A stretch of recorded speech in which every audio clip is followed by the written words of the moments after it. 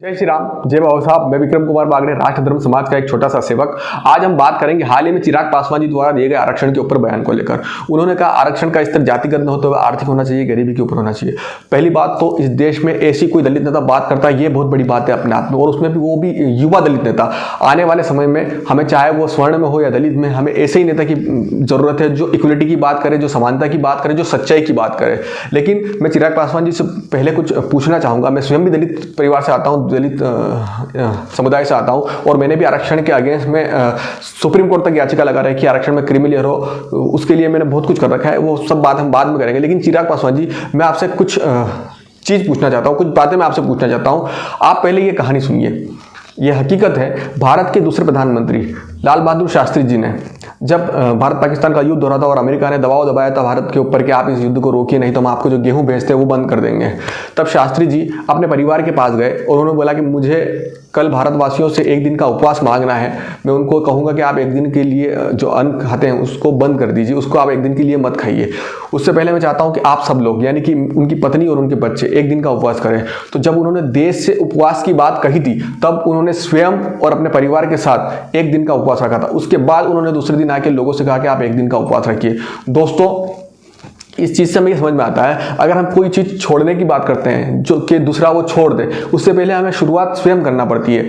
मैं मेरी बात बताता हूँ। मैं पिछले कई सालों से, 5-6 सालों से आरक्षण के अगेंस्ट काम कर रहा हूँ। मैं बड़े बड़े लोगों से बोलता हूँ, विधायकों से बोलता हूँ, सांसदों से बोलता हूँ, कि घर जाता हूँ, एप्लीकेशन लेके जाता हूँ कि सर देखिए आरक्षण की वजह से ये हो रहा है, आरक्षण की वजह से वो हो रहा है, आप आगे आइए और आरक्षण छोड़ने की पहल करिए ताकि लोग आपके पीछे लग सके। क्योंकि देश में गैस की सब्सिडी छोड़ी जा सकती है, रेलवे में यात्रा करने वाले बुजुर्ग अपनी सब्सिडी छोड़ सकते हैं, तो आरक्षण क्यों नहीं छोड़ा जा सकता? तब बहुत सारे लोग बहुत उटपटांग बयान देते हैं, जो खुद को बहुत बड़ा हिंदूवादी बताते हैं, खुद बहुत बड़ी हिंदूवादी पार्टी से आते हैं, लेकिन फिर भी उनकी जो बातें हैं वो मुझे लगता है कि जो मशीनरियों के लोग हैं उनसे भी घटिया लेवल की होती है। तो मैंने स्वयं पहले शुरुआत करी।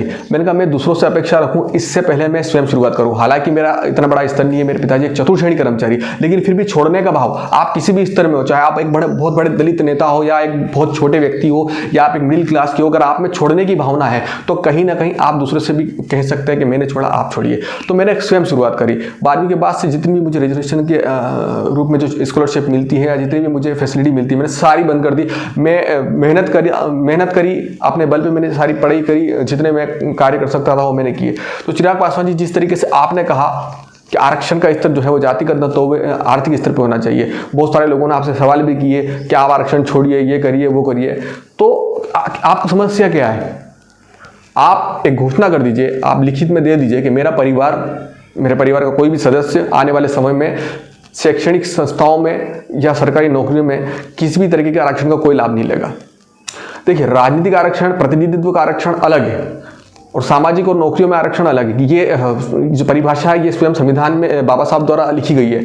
तो फिर आप प्रतिनिधित्व का आरक्षण रखिए, लेकिन जो नौकरियों में और जो शैक्षणिक संस्थाओं में आरक्षण मिलता है उसको बंद करिए। आप पहले ऐसे नेता तो बनिए, आप छोड़ने की पहल करिए। मैं कह रहा हूं आपके साथ बहुत सारे लोग आएंगे इस देश में इक्वलिटी की बात करने वाले, मेरे जैसे दलित बहुत सारे हैं, आपके जैसे दलित बहुत सारे हैं। आपने ये बात कही, वही बहुत बड़ी बात है, लेकिन आप पहले स्वयं छोड़कर दिखाइए। लोगों को यहां पर एग्जाम्पल चाहिए।